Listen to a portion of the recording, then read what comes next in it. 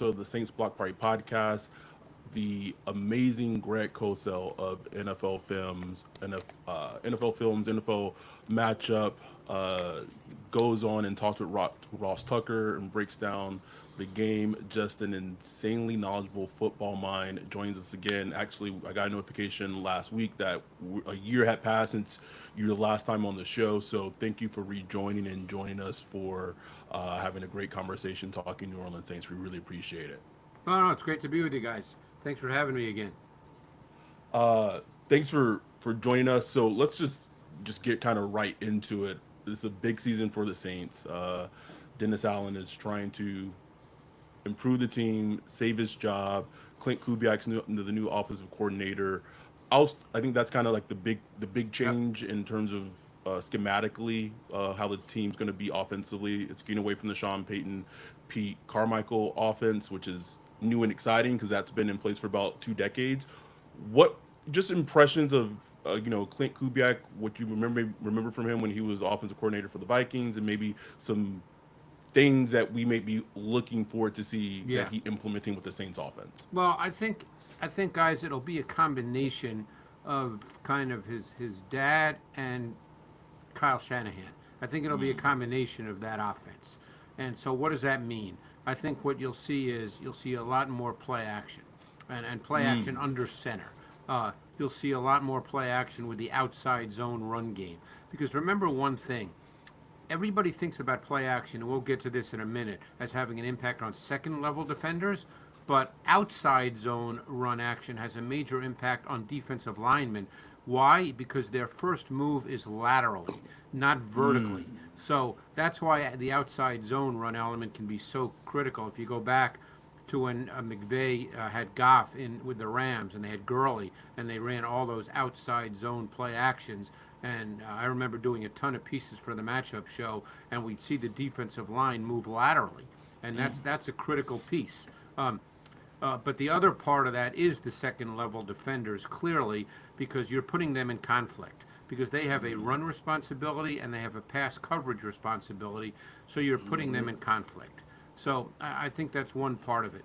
Another part of it will be motion. I assume it will be a part of it. Motion is something that quarterbacks have to be comfortable with. I certainly don't know Derek Carr personally. I would assume, being a veteran in the league, having seen a lot, he would not have a problem with the deployment of motion. But motion was a big part, clearly, of the Mike Shanahan style of offense. So I would expect to see a lot of that. The other things you'll see are probably more reduced splits, more tight splits. That's also a big part of it. It's tougher to press with tight splits, and it puts a little more of a burden on coverage, particularly if you have tight bunch. That's something you see a lot with a Shanahan offense. You see a lot of reduced splits. So, I think these are some of the things you'll see. You'll probably see more play action boot. Carr does have mobility. You'll get him outside the pocket. You'll probably see a lot more misdirection elements where they try to get the eyes of the defense one way, to react to something, and then the play goes a different way. So I think these are all elements that you will see that ideally help the offense and make it more difficult for the defense to defend. Just real quick, when you say tight splits, maybe for our listeners who aren't familiar with what a tight split is, can you give like a little, Sure. like a layman's terms of what a tight split is? Yeah, where the receivers are closer to the formation. So, in other words, you could have your wide receiver, the widest wide receiver could be only 5 yards from the offensive tackle or the tight end, as opposed to split outside by the numbers, let's say. So, we call those tight splits, reduced splits, cut splits. Every team has different terms for all that, but just closer to the formation.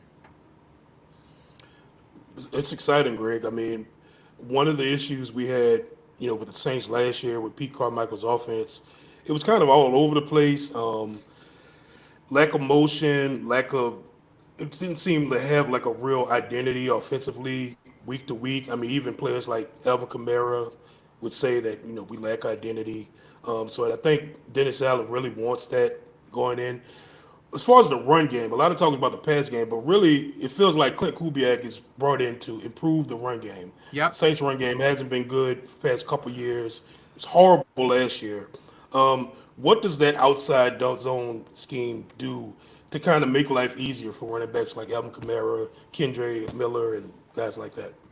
Well, yeah, I'm glad you mentioned that, Ryan, because I should have really started with that because I think that one of the things that a Shanahan Kubiak offense has is it starts with the run game.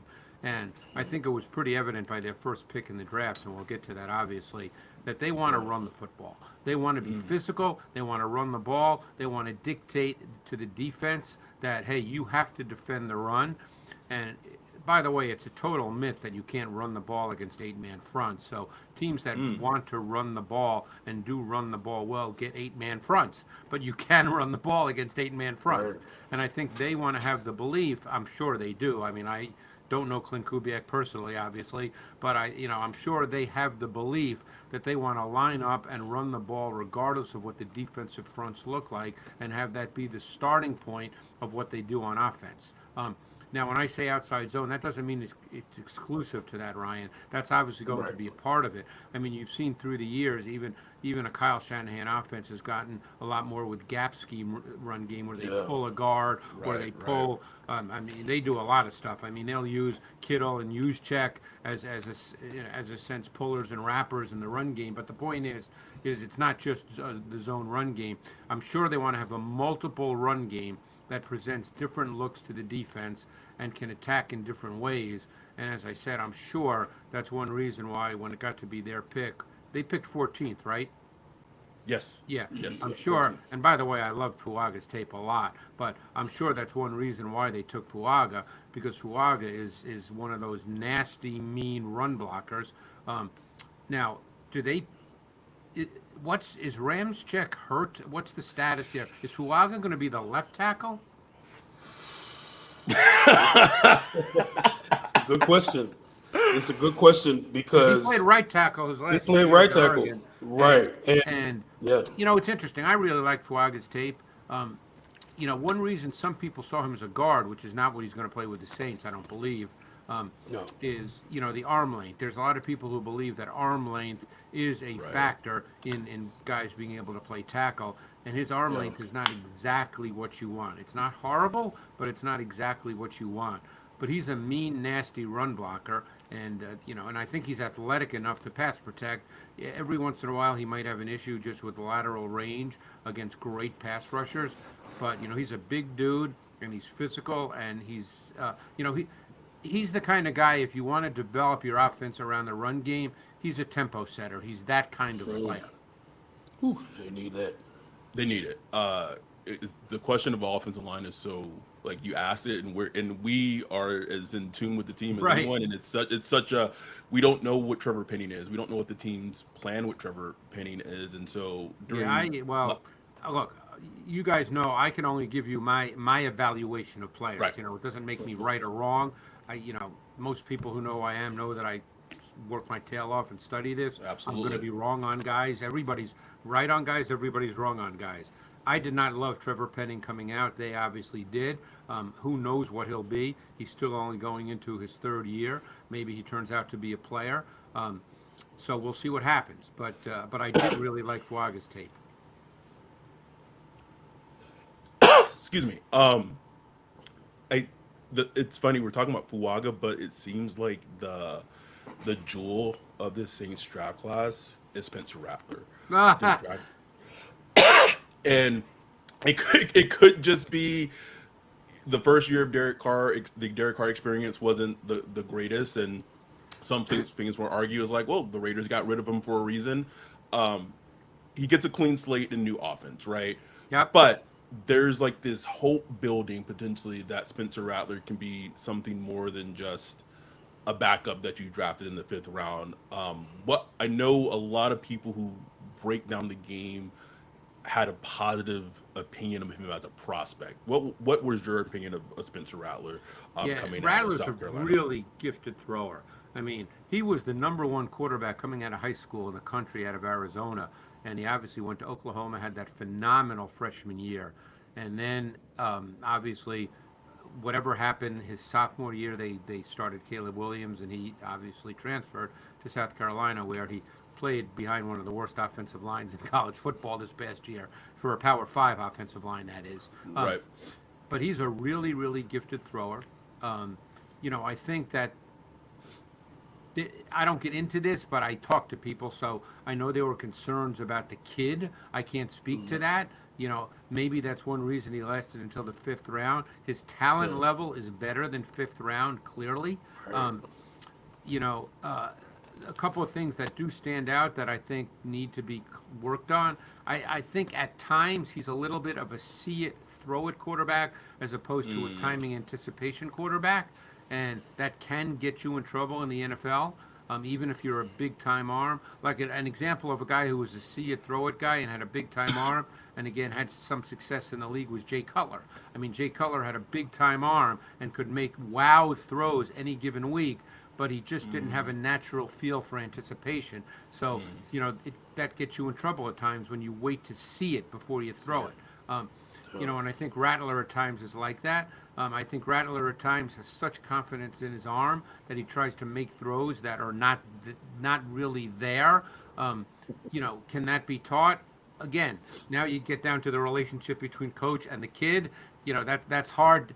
That's really hard to talk about with any definitive answer. You'd have to be part of that. You'd have to be in the meeting rooms. You'd have to be involved in the personal relationships. I can't speak to that. But there's no question this kid's a gifted thrower. And if we're to all come together for him, does he have the talent to be a starting NFL quarterback? Absolutely. I can't sit here and say he'd be top 5, top 10, top. No one knows that. There's way too many variables that go into that. But he certainly has the throwing talent to be a starting NFL quarterback. Yeah, I mean, when the Saints drafted him, and I went and I studied him after the fact, there was quite a bit of All 22 on YouTube, so I was able to go back and look at a lot. And I was like, man, he's easily the most talented Saints quarterback, that they've drafted in a long time, like since Danny Werfel. Well, Danny Werfel was not a big-time thrower.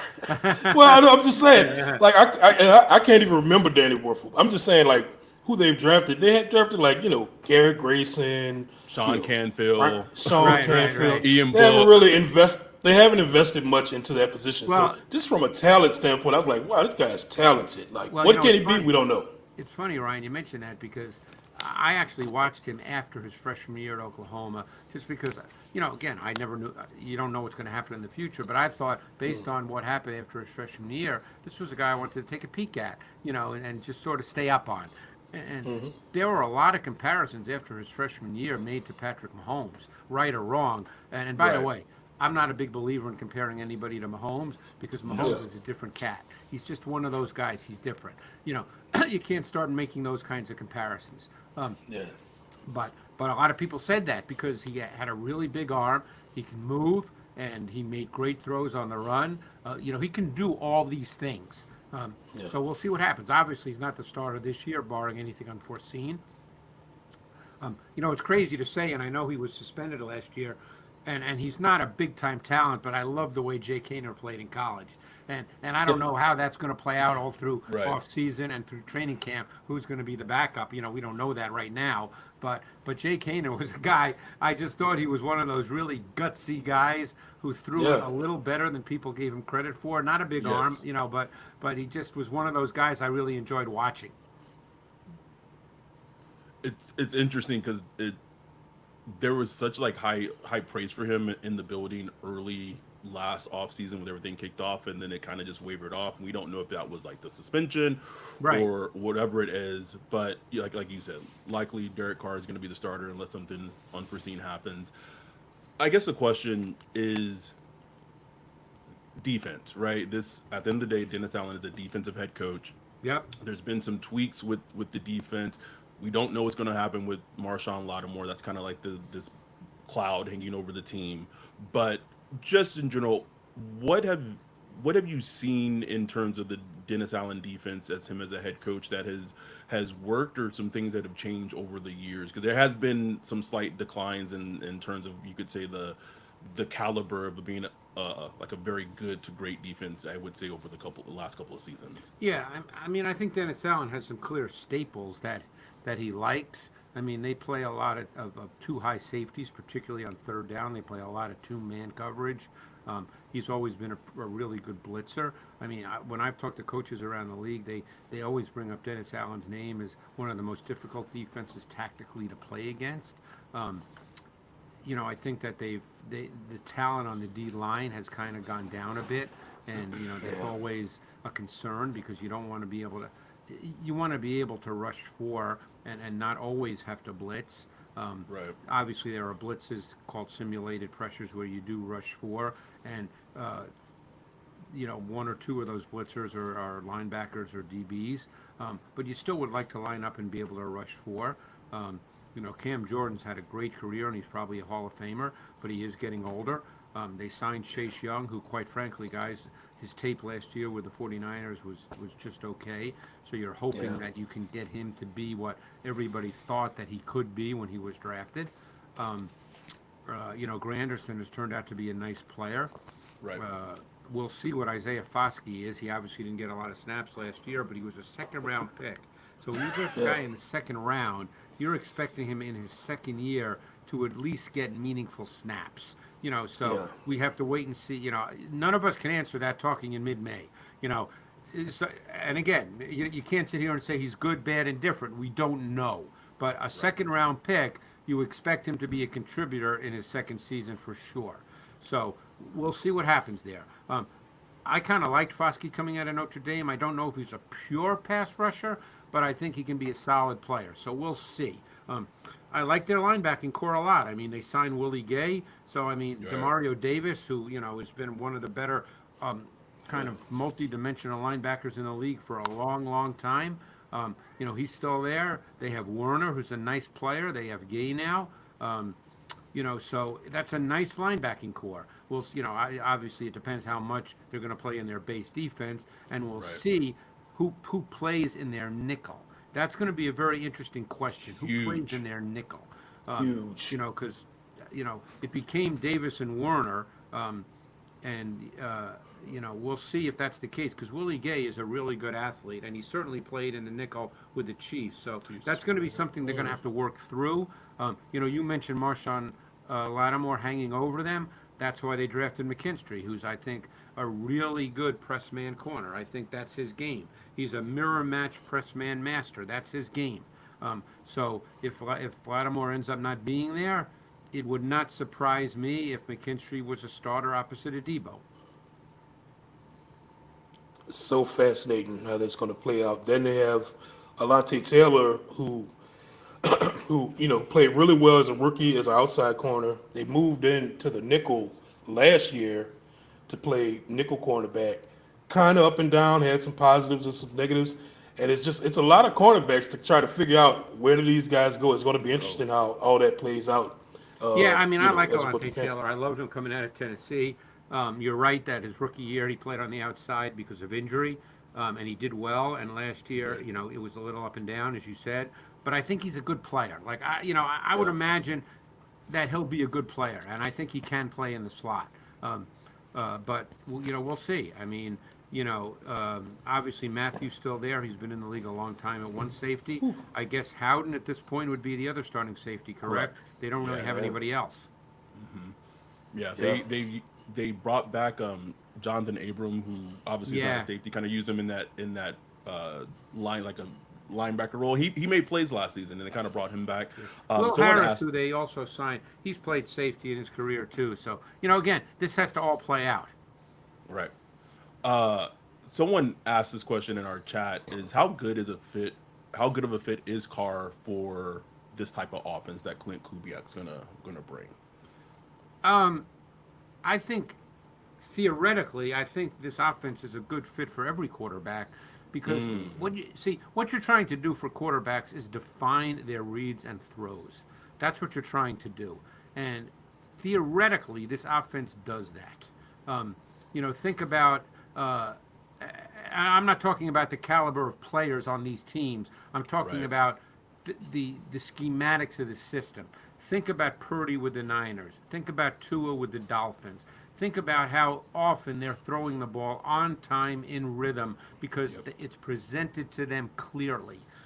That's what you're trying to do. So, like I said, theoretically, this offense is a really good fit for any quarterback. And you'd like to think that Derek Carr will thrive in this style of offense. I mean, we spoke about a lot of the things that they're going to do that are going to be part of this offense, and that really does set up a quarterback well. I hate to use the cliche quarterback friendly because it's overused, but I mean, Right. what you're trying to do is look every time coaches call plays, they're calling it based on a couple of things. They're calling it based on their sense of their personnel and the down and distance and the location on the field, and they're calling it on their sense of what the defense, probability-wise, is going to show them.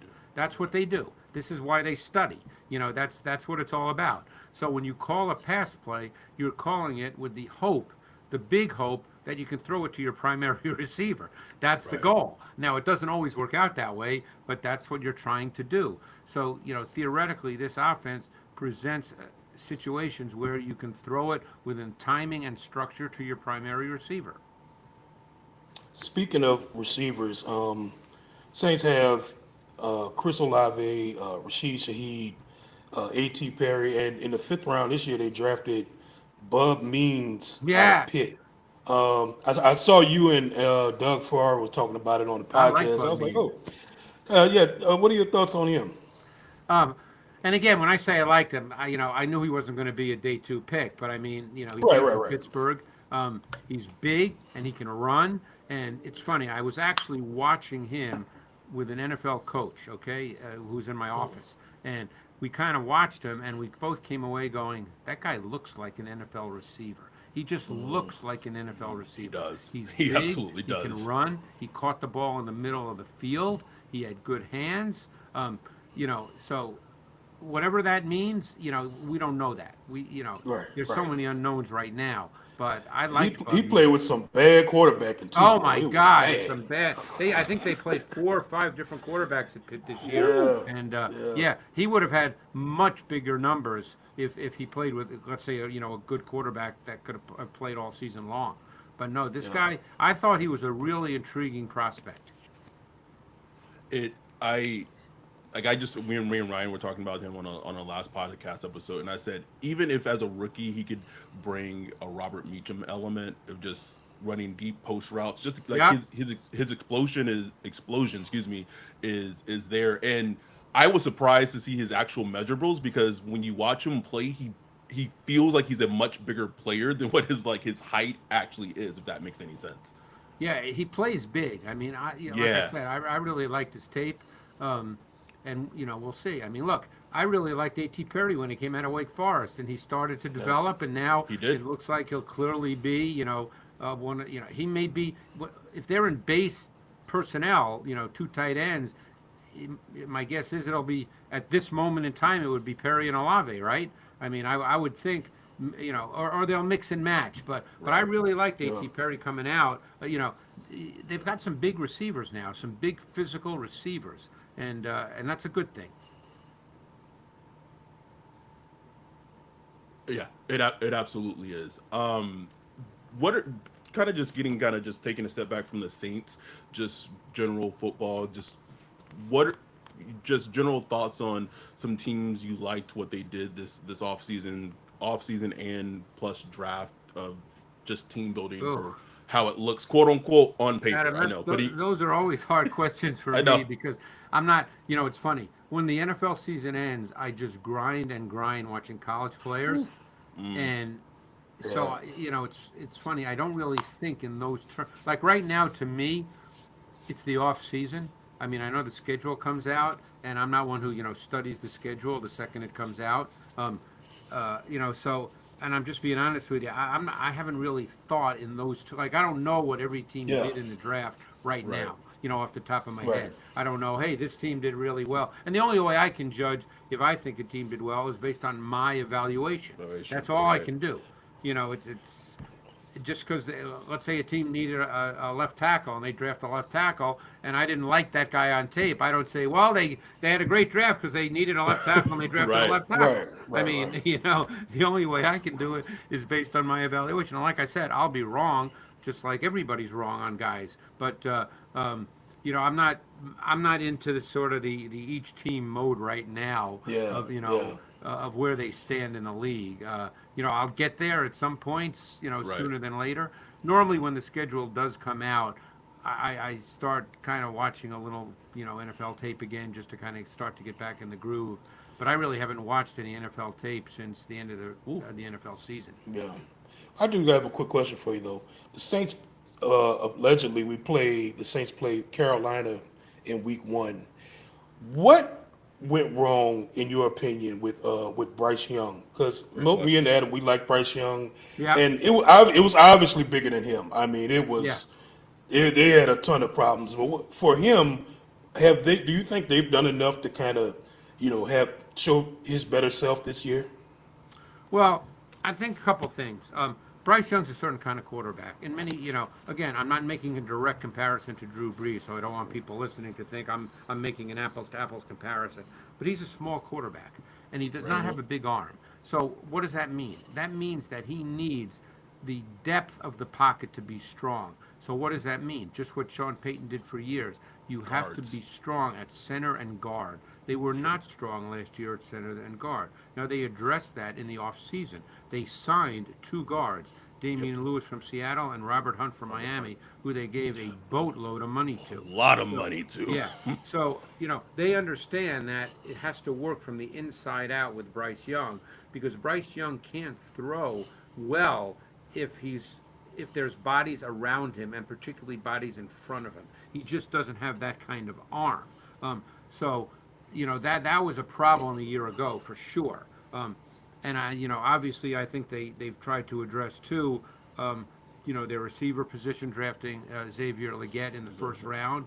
Yeah. So they'll in their mind he'll be a starter. But they also drafted Jonathan Brooks, and I think for them that is a big pick because they're going to Huge. have a meaningful run game with Bryce Young. Bryce Young and I really like Bryce Young, and I've gotten to know him personally. He's an incredible kid. He's super intelligent, but there's some limitations to what he is, and you can work around those limitations within the context of a complete offense. And they did not have that a year ago by any stretch of the imagination. So they're trying to address that. I'm sure they'd like it to be a run-first offense. They also drafted Jatavian Sanders, the tight end from Texas, From in the Texas, fourth yeah. round, who I really liked on tape. You might Yeah. see a lot of 12 personnel. So I think they're going to try to figure out how to get the best out of Bryce Young because it has to be done a certain way. It makes a lot of sense in terms of just supporting him. Yeah. Kind of in a different way, but all kind of similar to how Tua has had that same like different body, but like needs that Yeah. support. Yeah, in terms of how No. he's been successful now in Miami. No, I mean that's the McDaniel offense for Tua is about as perfect as it gets with all Right. the motions and the quick rhythm throws. I mean that's Tua's game. I mean, and I know people are going to say, well, he had the most 20-plus yard complete. I get all that, but those are not sit on his back foot and drive the ball 45 yards down the field. It's not those Right. kinds of throws. No. So people have to understand that just because they see that stat on a stat sheet, that's not how they're getting their big plays. I mean, a fade ball is not an arm strength throw. So No. even a normal post is not truly an arm strength throw. Arm strength throws tend to be more kinds of throws people don't think is arm strength throws, where you're sitting in the pocket and you have to drive the ball at 22 yards in the middle of the field between defenders. Those are arm strength throws. Right. Tua doesn't make those throws because he can't really make those throws. But he's got great timing, great rhythm. He's really quick with his feet on his drop and his set and his delivery, and he's very accurate. From let's say 18 yards and under. So, Yeah. this offense fits him to a T. And because of all the motion, they get all these receivers with free access off the ball. Right. So the timing of the Yeah. pass game is never disrupted. Right. Last one I had. Don't want to take up too much of your time, Greg. And I don't know if you saw any of Christian Boyd from. I did not. He's one guy I did not see. Yeah. I saw. I'm just pulling up all your draft choices again. but I did not. Boyd was one guy I did not see. So the first round pick was Fuaga, who I loved. The second was Kool-Aid. McKinstry. Yeah. I saw Ford, the linebacker. Um, who else? I saw Means. We talked about him. We talked about Rattler, but Boyd was one guy I did not see. Understandable. Nobody want to watch him. By the way, Nose tackle from Northern Illinois. by the way, there's one guy I'm real curious about this year because I thought he played well last year, and I'm really curious about Brian Bryce because that guy's big and he's talented, and Yes, he is. I think he can be a really, really good player. So, and to me, he has to become that for this defense really to take the next step. Right. But, I was pleasantly surprised, number one, at how many snaps he played last year. Yeah. And number two, how well he played. I thought he played well. Yeah.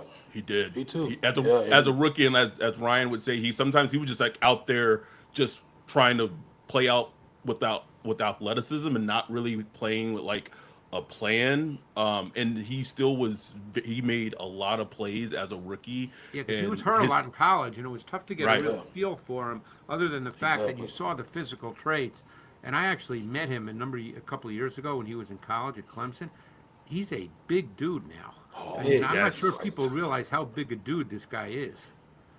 Yeah. Yeah. Every time I see him in the picture standing next to the other D lineman, I'm like, geez. Like, but yeah, he played great. I think the sky's the limit for him. And the defensive line is going to be such a huge part. Like we went through all the pass rushers earlier for the Saints, and like at one point did Peyton Turner come up, because it just kind of shows like, and that's not like a slight towards him, but I'm just saying like that just shows just where.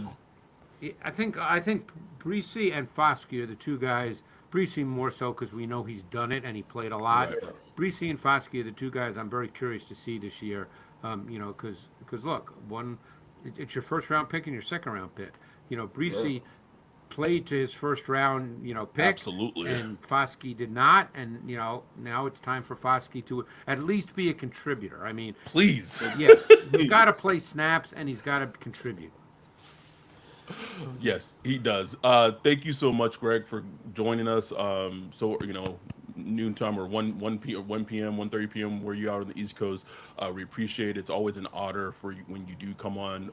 When football season gets going, please check out Greg on NFL Films and NFL Matchup and on ESPN, and then check out Greg's podcast that he does with Doug Farrar as well. It's always a pleasure, Greg. Thank you so much for your time and coming on. Appreciate it, guys. It was a lot of fun. Good talk on the Saints. I loved it. Thanks. Yeah. I really appreciate it, Greg. Take care. Have a good one.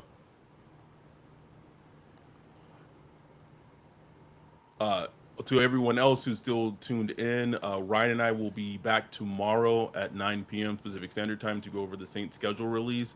With that, we're out. Peace.